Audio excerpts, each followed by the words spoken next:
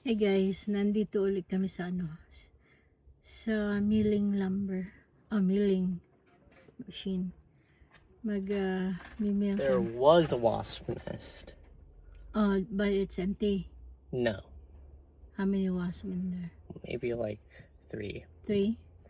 But then Use, Dad just like threw it away. No problem. okay. Use your hat to swap it. Swipe. Like that. Eh. Use your hat. It's hot in there. It's kind of annoying to work around the hat. Because you're not used to it. Get used to that. No. So, andito na naman kami sa magbimil sila ng lumber, tapos nasama ako. Kasi kuyog baboy ako eh. Kuyog baboy. So, katatapos ko lang kumain, mga na yata, 12. Hindi ako nag-breakfast. So, yung dala ko, lang siya. Scrambled egg. Tapos, imbis na bread, dala ko yung bahaw namin. So, anyway, gusto ko lang i-shout out yung kapatid ko na nasa Kuwait, OFW. Sana gabayan ka pa ng Panginoon, bigyan ka ng malakas na pangangatawan. Lagi kang mag-iingat sa mga ginagawa mo, sa gagawin mo. Lagi kang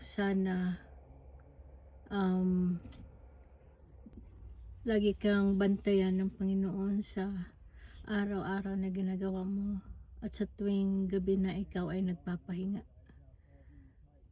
Sana ay matupad mo ang mga pangarap mo sa buhay, sa pamilya mo, na gusto mo makapagpatayo ng bahay. Sana matupad mo yon. Na andito lang naman kami, laging kung meron kami namang ibibigay, lagi naman kami natulong, alam mo yan. At sana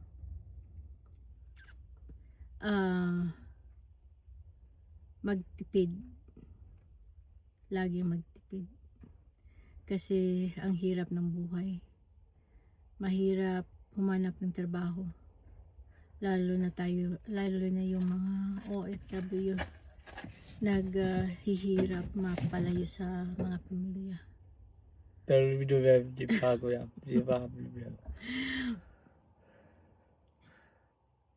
Intermission ako, anak. Intermission? Intermission? Is that like Yeah. the movie? No, I need an intermission from you. How about singing? You can sing. Come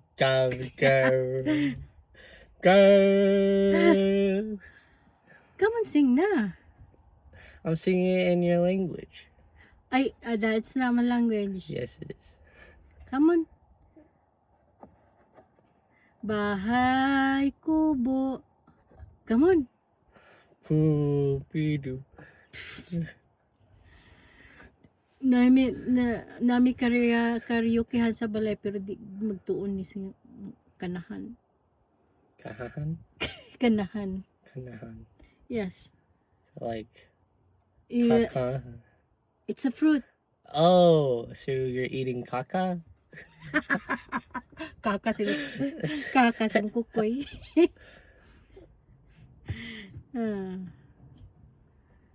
So ayun guys, balik tayo doon. Alam niyo naman na mahirap talaga kumuha ng trabaho doon sa atin, kaya madami simula pa noon, madami na talagang nagsisikap sa labas ng bansa, kasi naman talaga, di naman natin maikakaila na 'di ba, kung wala tayong kakilala o kaibigan o ka-close, di tayo makahanap ng trabaho. Kasi danas din namin yan. Pag wala ka talagang kakilala, di ka mapagbigyan ba? Ay nako. Simula pa yan noon pa. Hanggang ngayon. Baka lumala na din ngayon. Ay, ewan ko. So, yun lang. Sana yung kapatid ko, shout out sa iyo, Lucille, na naandyan sa Kuwait. Sana okay yung madam mo. Sana yung okay yung madam mo. Okay na siya. Di na masyado ma-high blood.